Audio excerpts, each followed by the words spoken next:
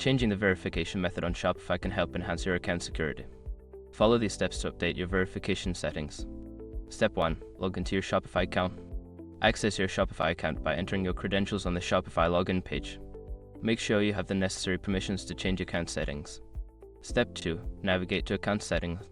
Once logged in, click on your account name or profile icon located in the top right corner. From the drop-down menu, select Settings to access your account settings. Step 3. Access security settings. In the Settings menu, look for the Security section. Click on it to view your current verification methods and options for updating them. Step 4. Choose Verification Method. Under the Security settings, you will see various verification methods available such as SMS, email, or Authenticator app. Select the method you wish to change or add a new one. Step 5. Save changes. After selecting your preferred verification method, follow the prompts to complete the setup. Make sure to save your changes to ensure the new verification method is activated. By following these steps, you can successfully change your verification method on Shopify, enhancing the security of your account.